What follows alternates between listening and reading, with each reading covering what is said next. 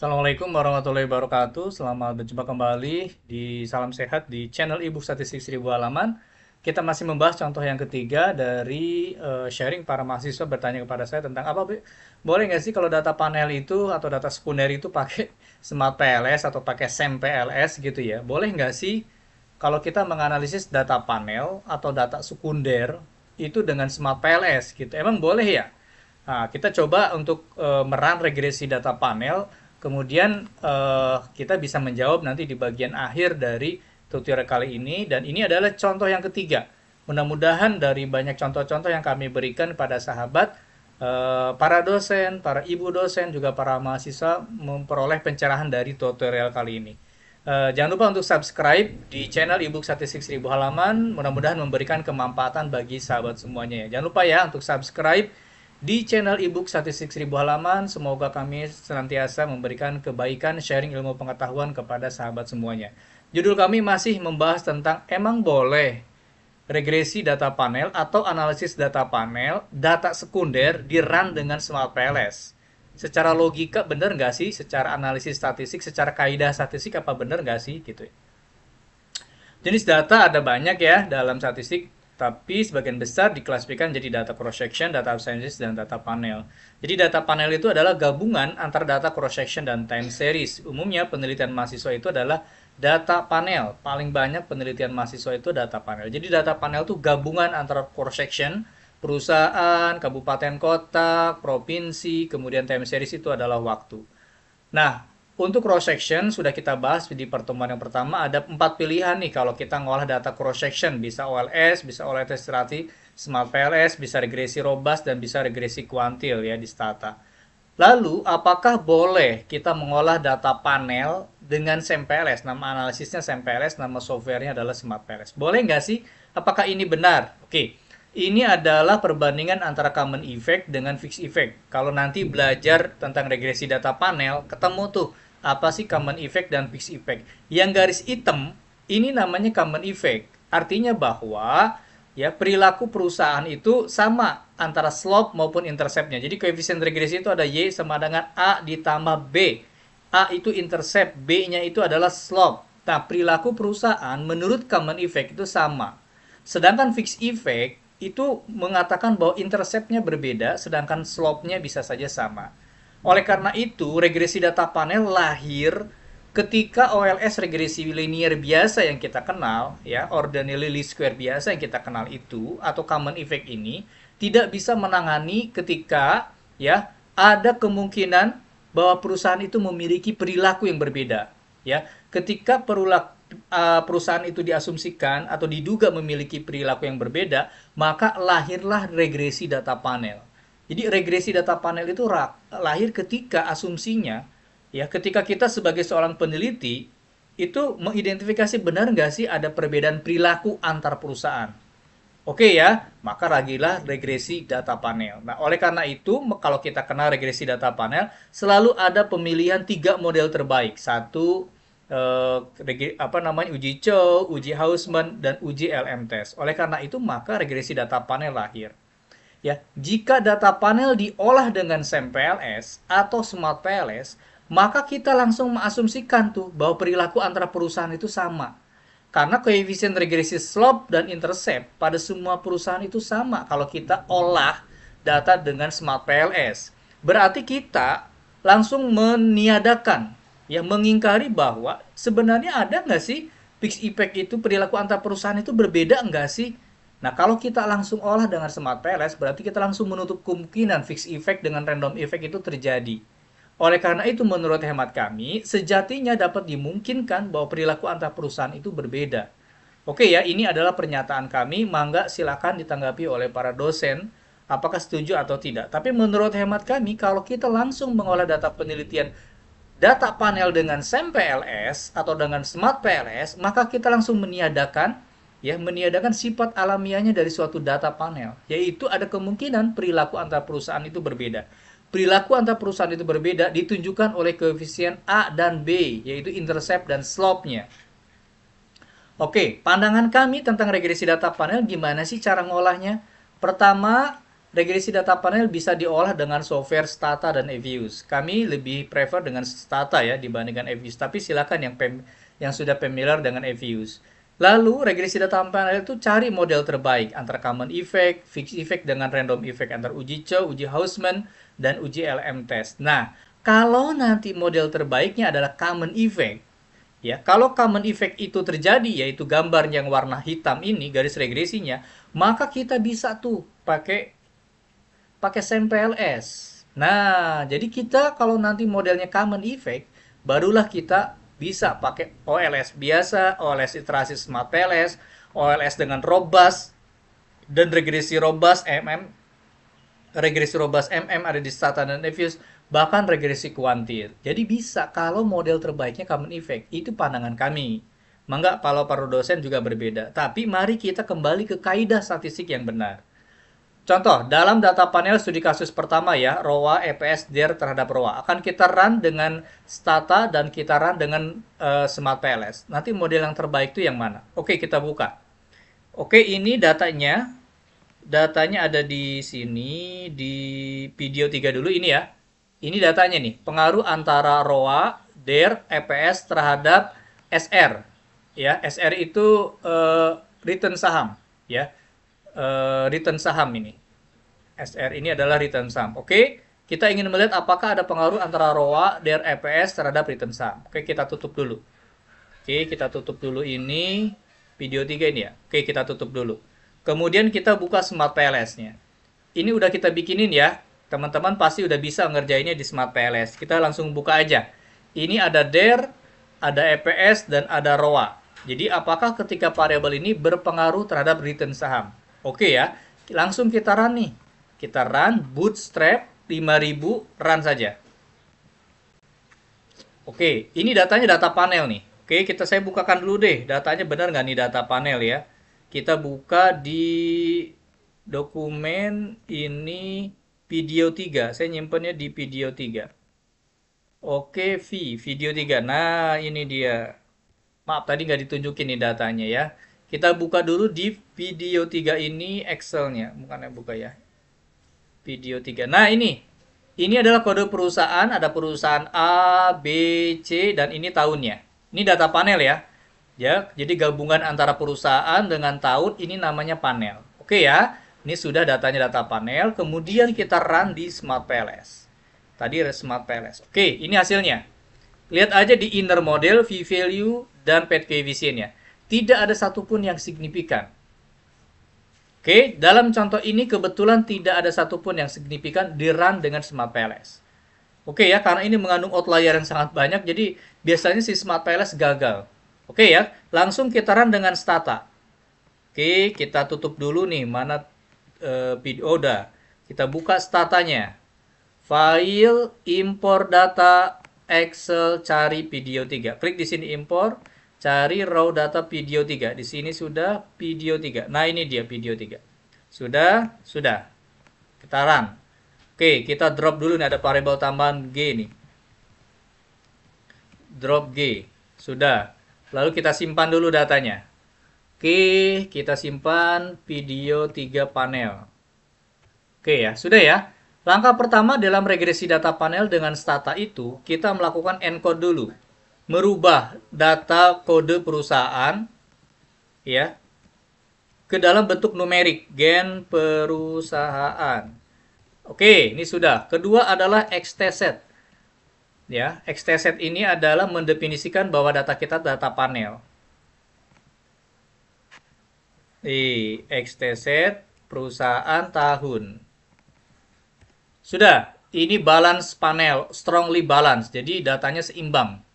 Lalu kita run dulu dengan regresi xtreg namanya. Perintahnya xtreg, SR dipengaruhi oleh ROA, DER, dan EPS.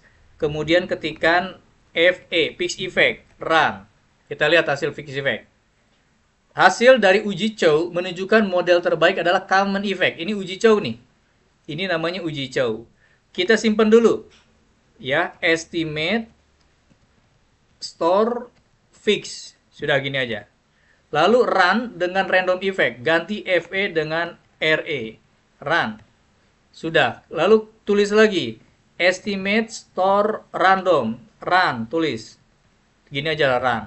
Lalu Hausman. Nah, yang kedua adalah uji Hausman. Hausman fix run. Nah, ini adalah uji Hausman. Uji Hausman probability-nya adalah 0,9336, lebih besar dari 0,05, maka model terbaik kita adalah common effect. Nah, ketemu nih. Jadi, menurut Stata, model terbaik ini adalah common effect.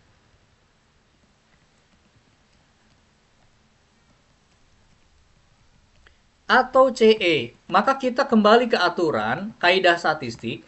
Kalau nanti model terbaiknya adalah common effect, maka kita bisa membandingkan nih.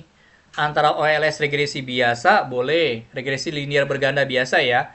Kemudian Smart PLS, sudah. Tadi hasilnya sudah. Tidak ada yang signifikan.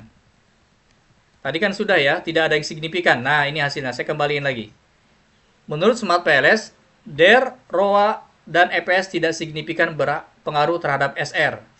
Oke ya, ini p-value-nya. Di dalam kurung ini namanya p-value-nya. Oke, tidak ada yang berpengaruh. Kita bisa mencoba nih dengan regresi yang lain. Regresi robust di Stata, OLS biasa, kemudian nanti pakai robust, dan regresi robust MM. Kita bisa coba nih. Mana model yang terbaik? Oke ya. Kita run pakai regresi biasa. Reg SR dipengaruhi ROA, DER, dan EPS. Ini pakai regresi biasa. Run. Tidak ada yang terbaik. Ya, kita lihat di sini. Tidak ada satupun yang signifikan. Lah, kalau Anda melakukan penelitian ini udah pakai Smart PLS nggak signifikan, regresi data panel, model terbaiknya common effect tidak ada yang signifikan, kita cari. Ya. Oke, tambahkan robust belakangnya. Robust tulisannya. Run. Ketemu, ada yang signifikan there. Ya, tapi tandanya positif. Ya, semakin tinggi hutang, maka return sahamnya akan semakin meningkat. Benar nggak nih? Tapi signifikan di there. Oke ya, kita coba pakai yang lain, yaitu regrob atau robreg ya. Robreg, cara nulisnya gitu. SR, ROA, DER, EPS. Run.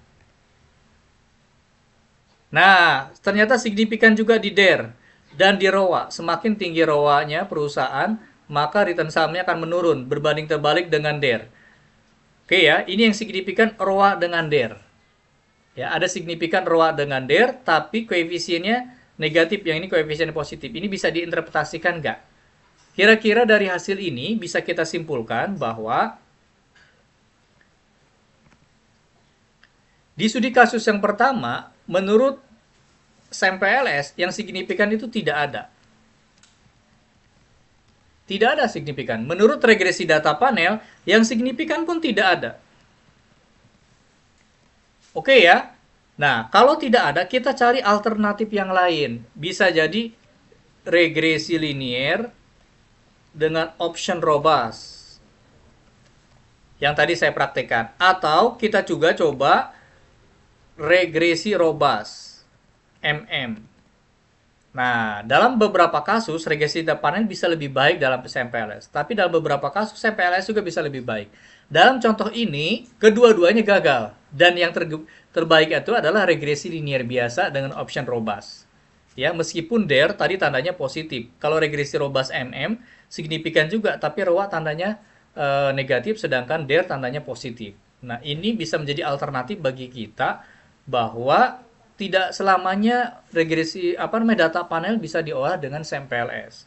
Kita harus kembali ke kaidah asli, dan bila menemukan model yang terbaik itu adalah common effect, maka kita bisa mencari alternatif model yang lain. Ya, nih alternatifnya bisa regresi linear dengan option robust atau regresi robust MM atau quantity regression. Quantity regression tidak kita bahas di contoh kali ini ya. Mungkin nanti dalam contoh berikutnya. Oke, kita masuk di contoh yang kedua nih. Kasus yang kedua, apakah jumlah wisatawan investasi berpengaruh terhadap pertumbuhan ekonomi dan jumlah tenaga kerja? Oke, kita buka datanya dulu. Ini data panelnya nih.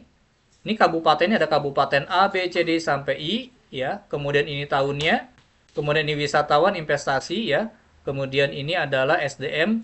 Oke, wisatawan saya bentukkan dalam bentuk loan, termasuk juga investasinya. Ini pertumbuhan ekonomi, ini jumlah tenaga kerja, dan ini adalah SDM ya.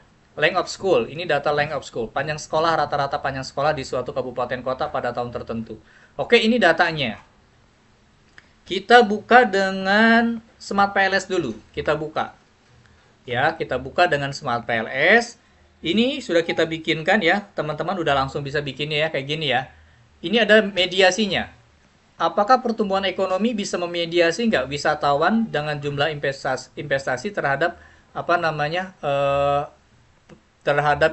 jumlah tenaga kerja di sini?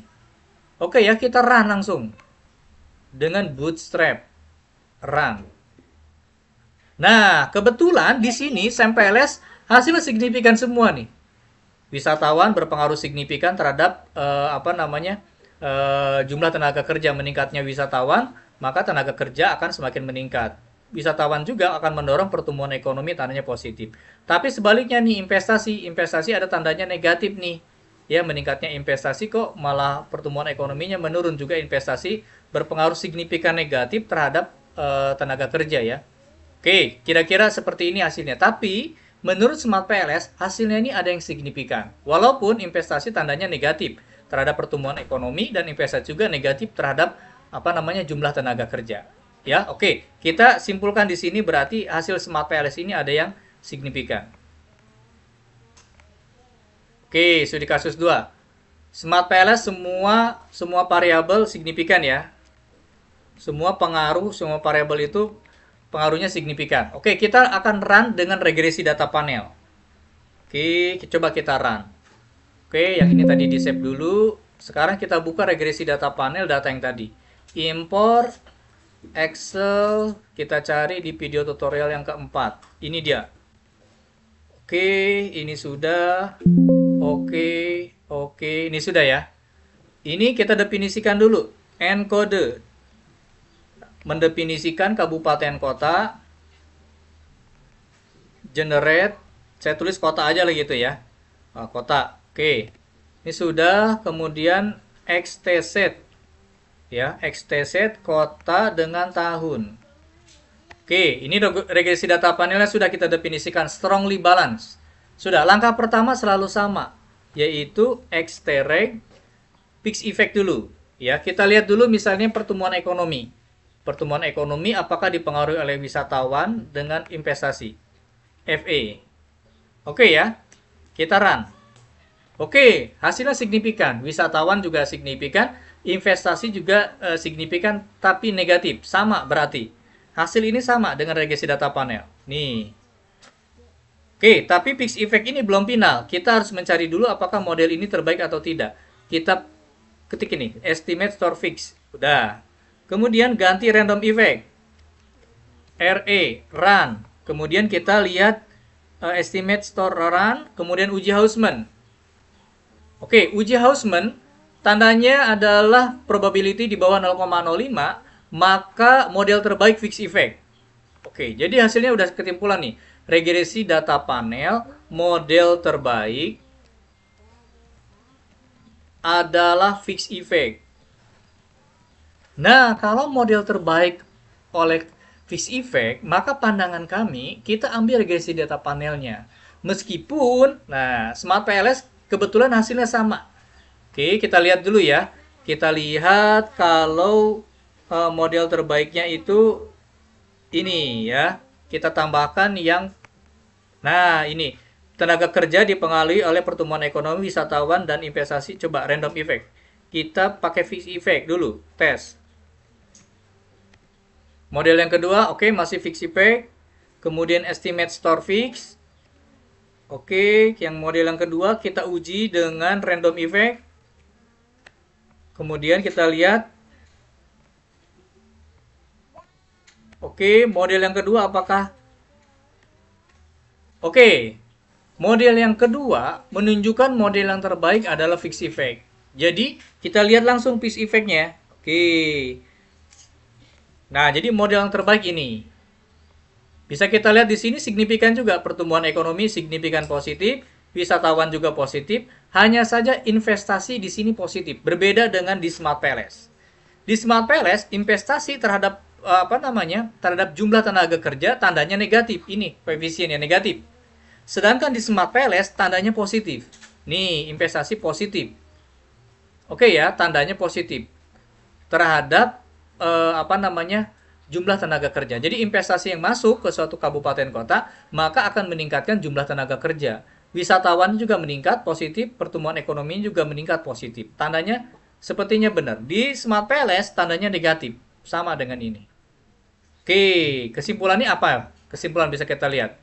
Oke, hasil antara SEM PLS atau kita sebut Smart PLS berbeda hanya pada arah koefisien. Ya, arah koefisien investasi terhadap jumlah tenaga kerja. Ya, kalau di Smart PLS tandanya negatif nih. Tadi tandanya negatif. Kalau regresi panel tandanya positif. Nah, ini berbeda kesimpulannya. Oleh karena itu, maka menurut hemat kami, ketika kita menghadapi walaupun modelnya itu adalah mengandung mediasi seperti ini kan mediasi nih. Ya tetap menurut kami, ini data panel apa bukan? Kalau ini datanya cross section, Anda boleh tuh pakai Smart PLS. Tapi kalau misalnya datanya adalah berbentuk panel, nih ini pandangan kami terakhir kesimpulannya. Pandangan kami terhadap regresi data panel, ada baiknya data panel di-run dulu dengan regresi data panel, sesuai dengan kaidah statistiknya. Ini adanya di mana? Di Stata atau eViews. Paling mudah itu di Stata atau eViews. Oke, dan bila hasilnya dan bila tidak ada satupun variabel yang signifikan, nih kalau nggak ada yang signifikan kayak tadi kasus yang pertama, baru kita coba alternatif yang lain. Bisa pakai Smart PLS, bisa pakai regresi linear biasa, pakai regresi linear dengan option robust karena mengandung outlier, bisa dengan regresi robust MM atau regresi kuantil. Artinya bahwa kalau nanti modelnya common effect, itu berarti koefisien slope dan intercept-nya sama. Kalau slope dan intercept sama, kita boleh cari alternatif yang lain. Tapi kalau model terbaiknya adalah fixed effect dengan random effect, maka menurut hemat kami, gunakan regresi data panel. Kenapa? Kita kembali ke kaidah statistik, bahwa apakah benar ada perbedaan perilaku antar perusahaan. Ini yang paling penting, kata kunci dalam regresi data panel itu adalah apakah terjadi perbedaan perilaku nggak antar perusahaan. Maka lahirlah regresi data panel, fixed effect dengan random effect. Begitu teman-teman. Jadi terakhir, apakah boleh regresi data panel diolah dengan Smart PLS? Ya, kembali kepada dosennya masing-masing dah ya. Kalau saya tidak mau terlalu berdebat di dalam hal ini, kembali aja teman-teman. Kembali ke arahan dosen masing-masing. Ini saya angkat tangan nih. Kalau teman-teman memaksakan pakai Smart PLS ya nggak apa-apa juga. Nggak ada yang disalahkan. Tetapi perilaku antara perusahaannya hilang kira-kira. Jadi menguji perilaku apakah ada atau tidak perbedaan perilaku antar perusahaannya menjadi hilang. Menjadi missing ya. Kira-kira itu kami sudah menuliskan e-book terkait hal ini. Belum ada di e-book tapi terus kami update ya. Karena kasus ini baru muncul dan e-book ini update bulan Januari. Ada Smart PLS 3, 4, Stata, Amos, Risrael, SWSS, War PLS, dan JSSP. Jumlahnya 1.800 halaman. Target kami ingin 2.000 dulu deh kita update. Cuman beli sekali. Sekali beli seumur hidup. Harganya hanya 70.000. Dan alhamdulillah sudah banyak dibeli oleh para dosen dan menjadi referensi penelitian sahabat. Dan mudah-mudahan memberikan pencerahan bagi sahabat semua tentang mengolah data statistik. Terima kasih. Wassalamualaikum warahmatullahi wabarakatuh. Mudah-mudahan tutorial kali ini memberikan pencerahan bagi kita dan meningkatkan kualitas hasil penelitian kita. Assalamualaikum.